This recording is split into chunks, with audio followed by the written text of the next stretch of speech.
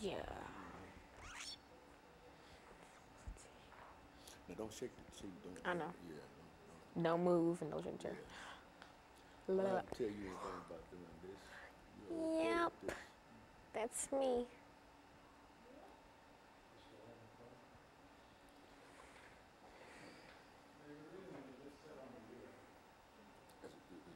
My tie on straight.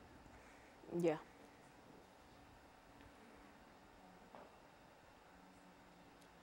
You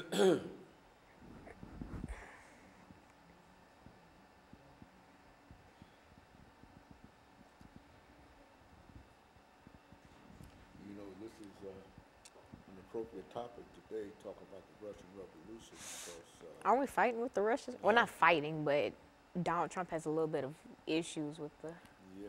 Russians. Well, that's what I was saying. People would like to know more about What they dealing with. context. Yeah, the context in terms of what you're talking about. We finna be turning to the Soviet Union.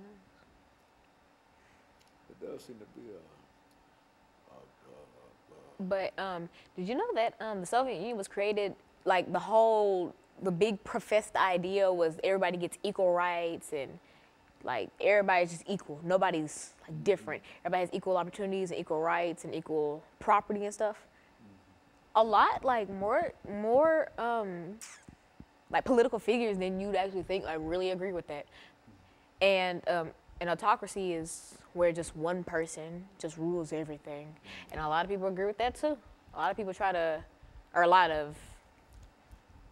to instill that in their countries well, you or think whatever. Mr. Putin is that Putin or Putin. Trump? No, Putin, Putin is a Russian man. I mean, he probably is. Yeah, you know he is. You know, all Everything you said about the Russian Revolution, the autocracy and all of that, that applies directly to Mr.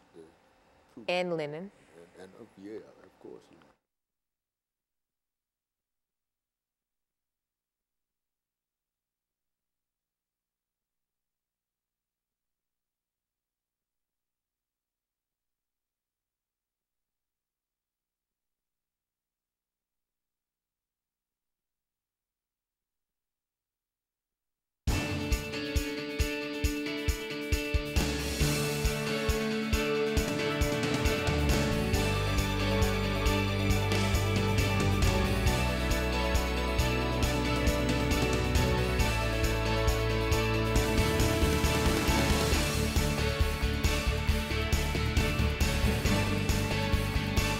Thank you and welcome to the show today.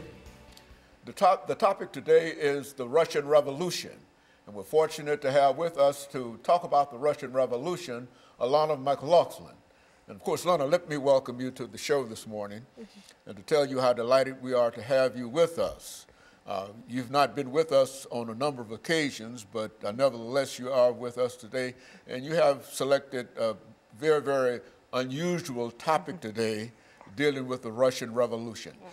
Before we get started in the topic, Alana, let's see if we can have you to give us some information about your background, your education, and some of the things that were important in terms of bringing you to us this morning. And by that time, we should be out of this first 6-minute segment, and then we'll have an opportunity to dive directly into the Russian Revolution. Let's do it from that perspective. Well, as you previously stated, my name is Alana McLaughlin. I am a freshman at the Nashville School of the Arts. I play trumpet. And what really brought me here was my love for history and talking about topics that a lot of people don't know about. Like the Russian Revolution, people know of it, but people don't really know about it. Mm-hmm. And so that's my main purpose here today, to shed light on a topic that is kind of important. And, well, all historical events are important because they tie into our modern daily life in some way, shape, or form. But about me, I'm Alana McLaughlin. I am very involved in sports. Like I said, I play trumpet. I am in marching band. I cheerlead, etc. Just things like that. And that's about it. But school comes before everything. And I'm really more of an academic-based person. So that's very good. So let's look at the so-called Russian Revolution, Lana, and give us sort of an overview in terms of the kind of information that you're going to give us this morning dealing with this very, very important historical event? Well, the overview of the Russian Revolution is really just the big name for two sets of revolutions. And these two revolutions kind of work together to tear down the Tsarist autocracy. And now, if you're not familiar with that, it's a type of democracy or whatever. And it's a type that basically means one person rules everything. So they rule government, they rule the people, just one big leader. If you look back in history, there were lots of forms, well, attempted forms of autocracy. Say Hitler and the Jews, he tried to kind of run everything with him just being the sole leader, not really having a government, just him. Lots of dictators try to instill an autocracy, but a lot of times it doesn't work. But as I was saying, the Russian Revolution is just a big name for that. And see, once the Russian Revolution occurred in 1917, this overthrew that autocracy that I mentioned, and this was the beginning of the Soviet Union, which would come to play in 1922.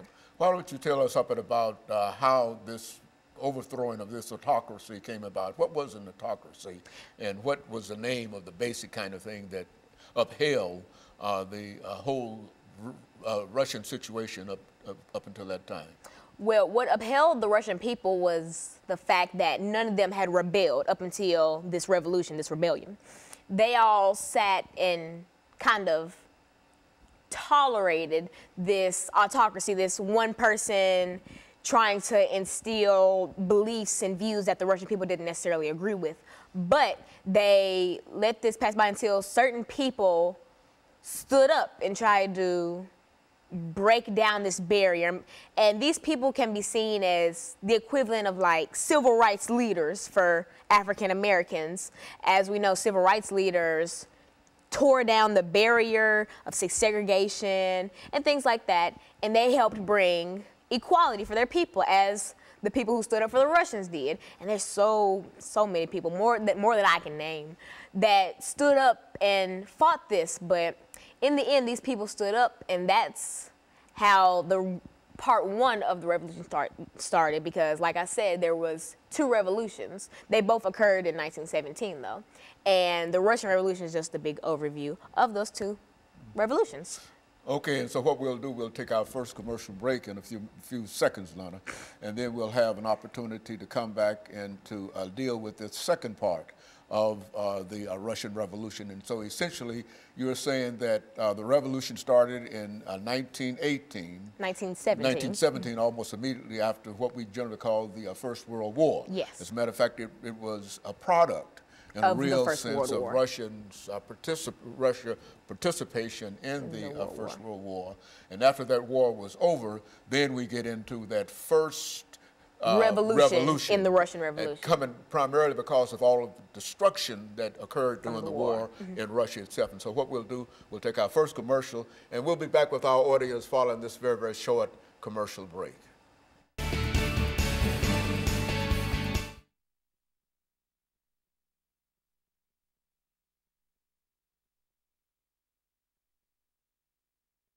Why it would never survive somewhere like like America and stuff like that. And then after that, I'm just going to like comparing dictators and stuff. Okay, well, you let me know. You just going to start comparing. I'll just follow you. All right. Okay, well, I'm just trying to get a pace to it and get a voice level and a depth to it. Okay. You make it go that way, and because it bring you out in reference to it. Because and so when we come back, I'll announce what we're dealing with, and then you can start again where you please. And we've got 8 minutes, and you deal with this however you wish to. And if at some point you wish to bring in some information in reference to the animal farm, et cetera, anything that you want to deal with dealing with the Russian Revolution, because I think we've got a pretty good start dealing with that great historical event.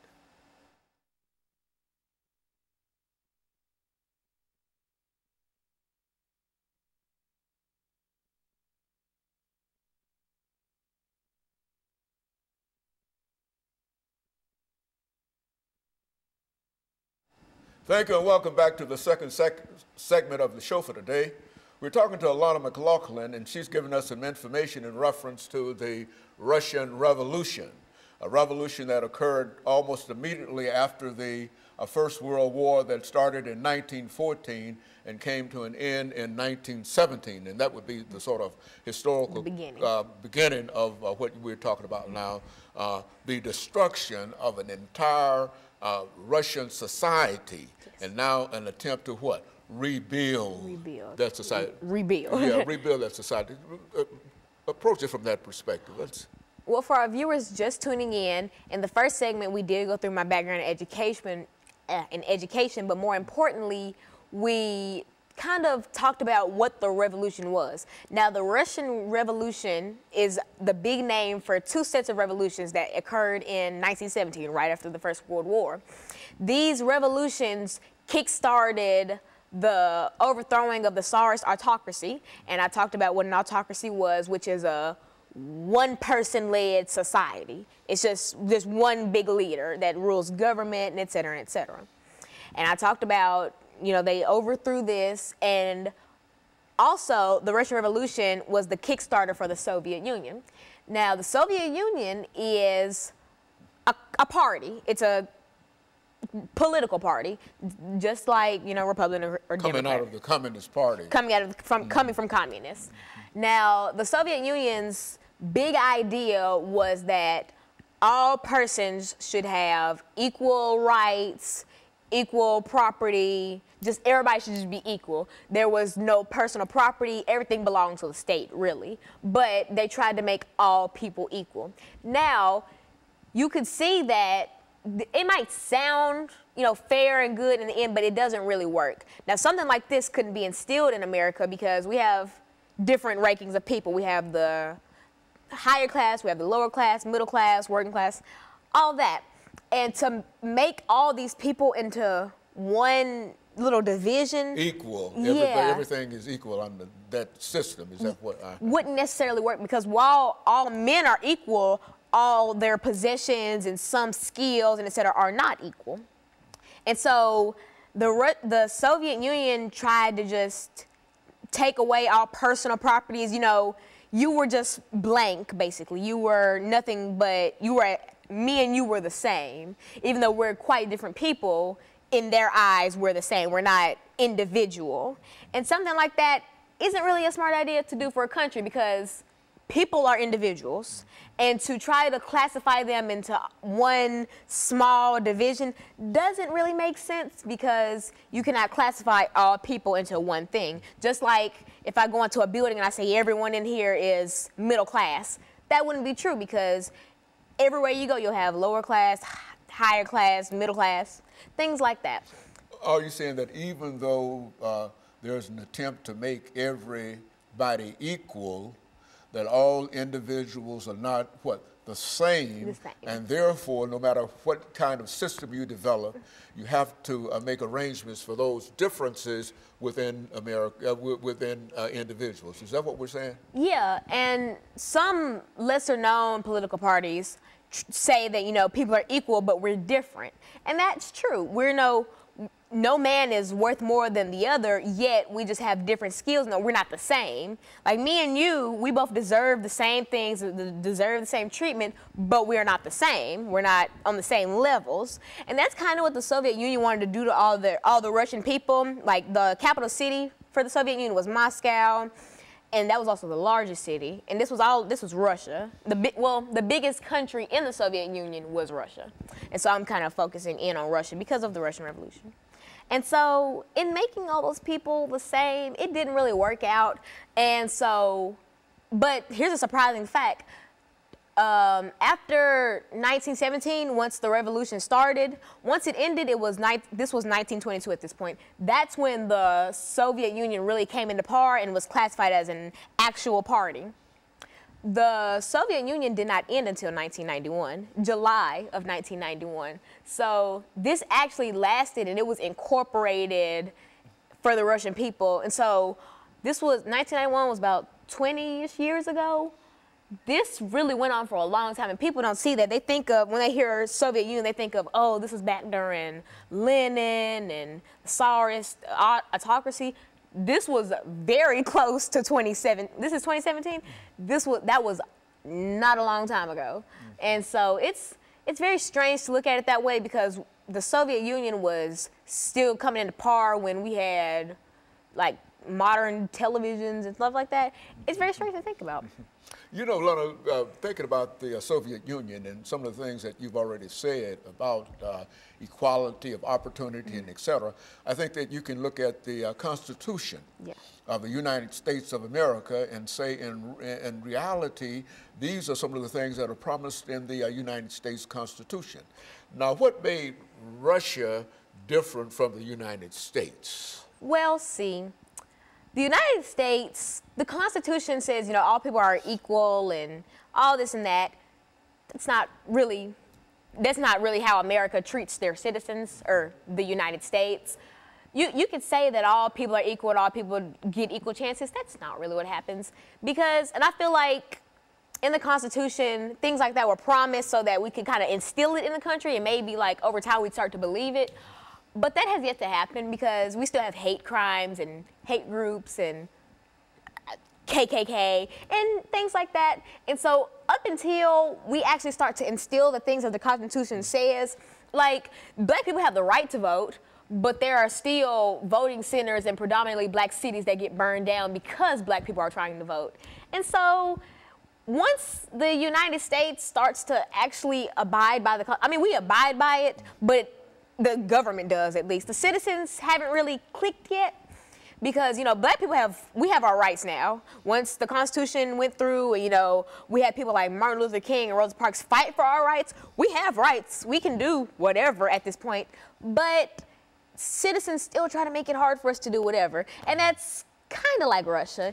You have the right to, but you won't really be able to. Alana, over these last few seconds that we have here, and perhaps we might be able to pick this up during the last segment, that when we talk